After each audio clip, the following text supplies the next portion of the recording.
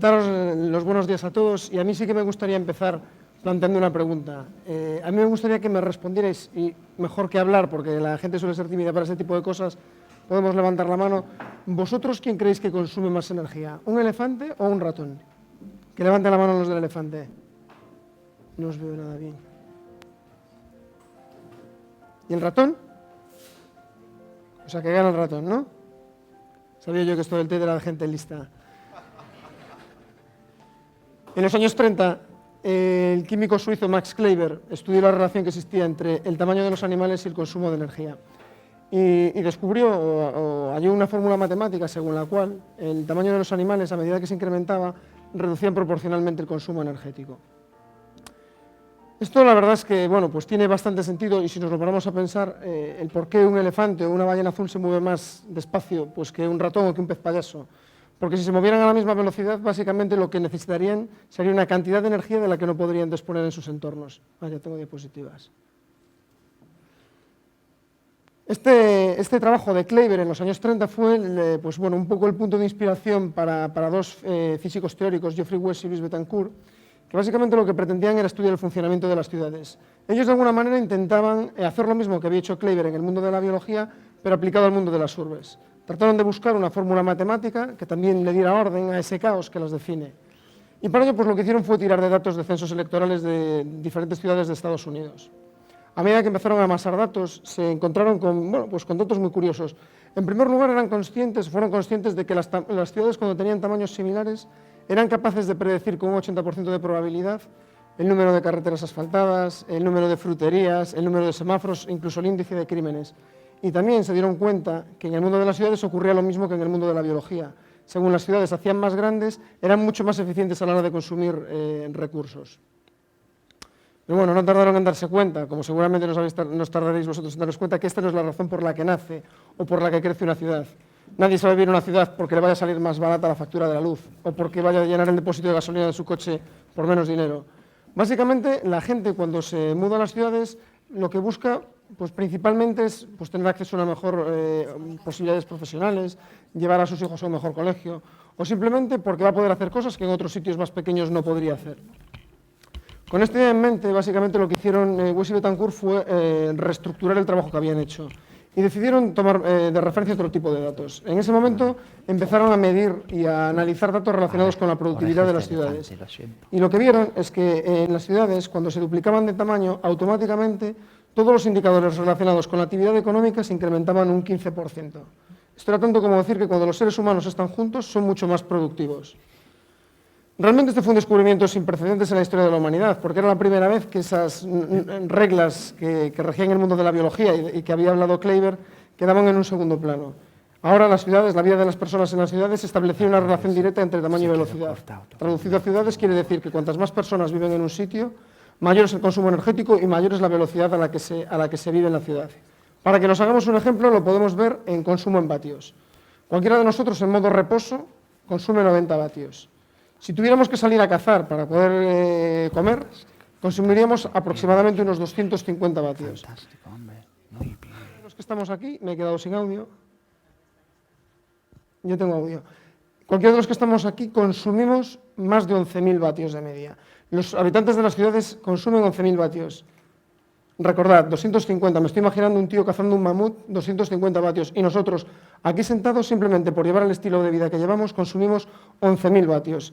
Esto realmente, bueno, pues supone un reto importante para el planeta, porque, bueno, pues es una cantidad de recursos lo suficientemente importante que podría suponer el colapso del propio planeta y de los recursos que necesitamos, ¿no? Entonces, bueno, lo que de alguna manera esto plantea es, oye, ¿cómo vamos a solucionar? Y lo curioso de todo esto es que las ciudades tienen la solución a este problema. Porque las ciudades no solo son lugares donde viven personas, son lugares también donde se acumula el talento y donde se acumula la creatividad. Y además, cuanto mayor es el número de interacciones entre los habitantes, mayor es la capacidad de crear y de innovar. Y es precisamente la innovación lo que hace que podamos salir siempre del atolladero. Esa tensión que ha definido la historia de la humanidad entre abundancia y escasez siempre es, de alguna manera, salvada gracias a la innovación del ser humano. Para que nos hagamos una idea de este tema de velocidades, entre la revolución agrícola y la industrial, y entre la industrial y la del conocimiento, han pasado entre cada una de ellas aproximadamente unos 200 años. Hoy en día, el tiempo entre revoluciones es de tan solo 15 años, y nosotros somos testigos directos de cómo se mueve el mundo. Esto básicamente se debe, pues eso, a la velocidad a la que están creciendo las ciudades. Un mundo ya con 7.000 millones de habitantes, imaginaros la cantidad de interacciones y además con una cantidad importante viviendo en ciudades. Imaginaros, West y Betancourt se quedaron fascinados por los hallazgos, ¿no? Y dijeron, bueno, pues oye, tendríamos que refutar esto en otro tipo de sistemas parecidos a las ciudades. Y vieron que las organizaciones, bueno, pues las empresas de alguna manera tienen bastante similitud con las ciudades. Las empresas, al igual que las ciudades, son sitios donde conviven personas. Entonces, bueno, para empezar otra vez el estudio, estos físicos les encanta amasar grandes cantidades de datos, se compraron datos de 23.000 empresas cotizadas en las bolsas estadounidenses. Y lo que se encontraron fue que, bueno, había un dato que les llamaba muchísimo la atención, que era que mientras que las ciudades siempre están ahí, independientemente de catástrofes naturales o de guerras o cualquier otro tipo de evento de este estilo, siempre están ahí, las ciudades son eternas, pero por contra, las empresas tienen una vida media de en torno a unos 40-50 años. Estos son los datos que les salían a ellos del estudio. Y les llamaba muchísimo la atención. Y otra cosa que les llamó también mucho la atención es que en las empresas, a diferencia de lo que ocurre en las ciudades, la relación entre tamaño y velocidad es la misma que se definía en el mundo de la biología, es inversa, traducido en términos empresariales. En las empresas, cuanto mayor es el número de empleados, baja la rentabilidad de las compañías. ¿Y esto cómo puede suceder? Pues si nos paramos a pensar cómo surgen las empresas, básicamente surgen de la idea de una persona, de un grupo de personas. Si tienen la suerte de sacar esta idea adelante, pues poco a poco lo que va haciendo la compañía es crecer y a medida que crece, incorpora nuevos miembros a la organización. Cuando esto sucede, poco a poco se empiezan a generar funciones asociadas con el control, que se encargan básicamente de medir lo que hacen otros para garantizar que realmente están haciendo lo que tienen que hacer. Empieza a surgir un sistema burocrático, una clase improductiva que no se dedica a producir, básicamente lo que se dedica es a controlar. Cuando esto ocurre, la estructura de costes de la compañía pues queda seriamente expuesta a las posibles alteraciones o movimientos del mercado. Y como veíamos antes, la velocidad a la que nos movemos hoy es bastante grande, con lo cual el riesgo es muy grande y la sostenibilidad de las empresas, bueno, pues tiene un auténtico reto. Y de ahí ese dato de una vida media de unos 40-50 años. Es curioso, si analizamos la diferencia entre las empresas y las ciudades, nos damos cuenta básicamente que mientras que las empresas son esos lugares que tienen una organización y una jerarquía, con un cuerpo de ejecutivos, con unos salarios bastante interesantes, que se dedican básicamente a controlar el trabajo de otras personas y que básicamente fijan una serie de normas y unos procedimientos. Les dicen, o de alguna manera determinan lo que la gente tiene que hacer, cómo lo tiene que hacer, dónde lo tiene que hacer. Se fijan incluso manuales de conducta o cómo se tienen que vestir. Y por contra, en las ciudades, son sitios, entre comillas, ingobernables, donde la gente hace lo que le da la gana, decide con quién quiere estar, decide lo que quiere hacer, cuándo lo quiere hacer, dónde lo quiere hacer, cómo se quiere vestir. Realmente la diferencia reside en la libertad. Mientras que en las ciudades las personas son libres, esa libertad no es tan real como creemos en las empresas. Estos datos, estos estudios de West y Betancourt se vieron complementados de alguna manera por el trabajo de 3 psicólogos, Fish, Clark y Mills. Nos hablaban de la existencia de 2 mundos paralelos en el que vivimos todos. Uno es el mundo de las normas sociales y otro es el mundo de las normas de mercado. El mundo de las normas sociales es ese mundo que compartimos con nuestras familias, con nuestras parejas, con la gente que tenemos más cerca, ¿no? Y básicamente este mundo responde a la naturaleza del ser humano como un ser social. Todos sabemos que hemos llegado hasta aquí porque hemos necesitado siempre vivir en la manada, hemos necesitado vivir con otros para poder salir adelante, para sobrevivir. Y es precisamente esa naturaleza como seres sociales lo que fija cosas como la empatía, el altruismo, la colaboración, el trabajo en equipo, estrategias a largo plazo que lo que nos permiten es formar parte de un grupo. Eso es básicamente lo que define el mundo de las normas sociales. Un mundo donde las personas hacen las cosas porque les apetece y donde el dinero es simplemente un instrumento para conseguirlo, no es un objetivo en sí mismo. Por contra, el mundo de las normas de mercado es un mundo que funciona de una manera diametralmente opuesta. Es un mundo donde el dinero, los intereses, el beneficio, las pérdidas, las ganancias forman parte del argot cotidiano. La gente en este mundo hace las cosas por interés, lo que busca básicamente es su propio beneficio. En este tipo de mundo, pues comportamientos como el egoísmo, el egocentrismo, esa aversión a compartir o a colaborar con otros es más lo que nos podemos encontrar en un mundo de normas de mercado. Estos mundos funcionan a la perfección cuando están separados. El problema es cuando tienen que coexistir. Y os pongo 3 ejemplos para que os hagáis más o menos una composición del lugar.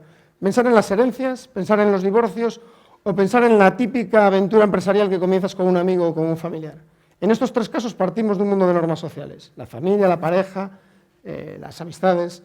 Y cuando le ponemos precio a las cosas, cuando de alguna manera interfieren las normas del mercado, todo se ve, o sea, las normas sociales quedan en un segundo plano, es decir, pasan a otra escena. Lo que manda es el dinero. Cuando empezamos a poner precio a las cosas, realmente nos empezamos a centrar en eso y nos olvidamos de lo que nos ha llevado hasta allí. Para que os hagáis un ejemplo, os pongo también un ejemplo de una asociación en Estados Unidos, que es la American Association for Retired People, que trabaja básicamente, su objetivo, es una asociación sin ánimo de lucro, y su objetivo es mejorar la calidad de vida de las personas mayores de 50 años.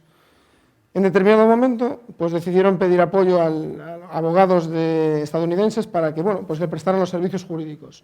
Como sabéis, los abogados son de los profesionales mejor pagados en Estados Unidos y, por supuesto, la asociación no podía hacer frente a los pagos que requerían para prestarle los servicios que requerían. Entonces decidieron, bueno, pues oye, vamos a pedirle una rebaja en las tarifas. Y le ofrecían algo así como unos $30 la hora. La respuesta que obtuvieron por parte del sector legal era un no rotundo. Tiempo más adelante decidieron volver a intentarlo, pero esta vez iban a cambiar de estrategia. En vez de pedirle una rebaja en la cuantía, lo que le pidieron fue básicamente que colaboraran en la causa, sin pagar nada a cambio. Y la respuesta fue mayoritariamente un sí. Entonces, o sea, ¿cómo puede ser que 30 sea mucho menos que 0? Y aquí hemos tenido un matemático antes. Realmente es curioso, pues básicamente cuando estamos ofreciendo $30, lo que estamos es hablando del mundo de las normas de mercado. Un mundo en el que estamos poniendo precio al trabajo de un profesional que cobra muchísimo más que $30. Esos $30 es un menosprecio. Es como estar diciendo que su trabajo vale mucho menos de lo que realmente vale o lo que él siente que vale. Y eso lo que hace es que se anule absolutamente todas las posibilidades. Por contra, cuando le propone un coste cero, realmente lo que estamos ofreciéndole a esa persona es la posibilidad de tener, pues oye, una causa por la que trabajar, ser un mejor miembro de la sociedad y tiene una razón y un propósito al que apuntar. Eso es realmente la potencia del mundo de las normas sociales. Las empresas son verdaderamente conscientes de la potencia de las normas del mundo de las normas sociales y todos también somos testigos de la cantidad de dinero que se gastan en campañas de marketing para intentar atraer a sus clientes a este mundo. Las empresas empiezan a darse cuenta que ahora mismo el marketing es relacional y que las redes son sociales. Y básicamente cuando confunden y hacen lo mismo que hacemos en el caso de una herencia y empiezan a mezclar churros con merinas, lo único que consiguen es perder el cliente a largo plazo. Pero las empresas no solo son conscientes que esta relación la tienen con su cliente externo, también son conscientes que la tienen con los profesionales que trabajan dentro de las organizaciones. Y esto no siempre ha sido así. Antaño, cuando vivíamos en entornos industriales, entornos mucho más fabriles, donde básicamente a la gente se le pagaba por hacer más que por pensar, el mundo de las normas de mercado funcionaba a la perfección. El dinero era esa palanca que movía a la gente a trabajar, a actuar. Pero bueno, el mercado laboral ha ido evolucionando y hoy en día vivimos en un mercado de intangibles, donde a la gente se le paga más por pensar que por hacer. Y como sabéis todos, las ideas no tienen horarios y no entienden de centros de trabajo. Sucede en cualquier sitio. Tú no puedes desconectar cuando estás de vacaciones o cuando estás el fin de semana con tu familia. Básicamente, en un mundo de 24/7, lo que necesitamos es pues esa capacidad de que las personas se impliquen, de que hagan esfuerzos adicionales, de que puedan desarrollar su vocación o esas capacidades que se le dan muchísimo mejor. Eso es básicamente lo que necesitamos. Y si aplicamos normas de mercado a esa realidad, lo único que vamos a conseguir es que la gente, pues no haga lo que tiene que hacer. Estamos constriñendo las capacidades de las personas a algo muy, muy, muy concreto y no le vamos a dejar salir de ahí. Bueno, y expuesto todo esto, a mí me surgía mientras hacía la presentación, bueno, ¿y ahora qué? Enciendes la tele, abres el periódico y yo me pregunto, ¿y ahora qué hacemos? Es evidente que estamos en un momento en el que, yo creo que estamos jugando un juego con unas normas que aplicaban al pasado, pero que realmente hoy en día estas normas ya no sirven absolutamente para nada. Nuestro gusto por la inercia, porque la inercia es muy cómoda, las cosas vienen, no te tienes que esforzar y van pasando, y bueno, seguimos. Y también nuestro miedo natural al cambio nos hace que estemos así un poco quietos y estamos pues estamos viendo todo lo que sucede y realmente yo creo que es momento de empezar a imaginar qué podemos hacer. Yo creo que podemos empezar por revisar un poco nuestras creencias, ¿no? Esas creencias de que lo grande es mejor que lo pequeño, ¿no? Esas grandes empresas o esas megacorporaciones que siempre parecen la mejor alternativa. Y realmente, como demostraban Weiss y Bettencourt, lo grande, a veces, por esa necesidad de crecer, acaba devorándose a sí mismo y acaba en la muerte, 40, 50 años, recordad. También tenemos que empezar a plantearnos que eso de controlar, vigilar, estar constantemente pendientes de lo que otros tienen que hacer, pues también tendríamos que empezar a revisarlo, porque si lo que pretendemos es generar esos entornos de libertad que se dan en las ciudades y que las hace tan vibrantes, tenemos que empezar a pensar en qué podemos hacer para ello. El dinero ya es, bueno, pues un tema aparte, es decir, hasta ahora hemos creído que era el Dios que compraba voluntades y conciencias y que gracias al dinero podíamos conseguir que la gente hiciera cualquier cosa. Creo que tenemos que replantearnos también un poco la figura de esta herramienta en el mercado en el que vivimos y a lo mejor tenemos que intentar que sea más una commodity que un objetivo en sí mismo. Y el tema de las velocidades, pues bueno, yo creo que nos han impuesto un tiempo y unas prisas que no nos corresponden, instituciones, mercados, nos hacen ir a una velocidad que realmente no nos corresponde. Somos esclavos de un tiempo que ya no es nuestro. Y tenemos que empezar a pensar en cómo podemos hacer para manejar esas manillas del reloj. Yo creo que es tiempo de reiniciar, tenemos que hacer borrón y cuenta nuevas, tenemos que empezar a pensar en qué vamos a hacer, a partir de aquí, ¿qué? Y yo creo que, bueno, pues básicamente de todo lo que os he contado hasta ahora, yo creo que la clave pasa por buscar lo que tienen las ciudades, lo que las hace tan vibrantes, que encuentran soluciones siempre a problemas inimaginables. Es decir, a veces tú te paras a pensar en eso, imaginaros, 7.000 millones de habitantes a 11.000 vatios por cada uno de nosotros.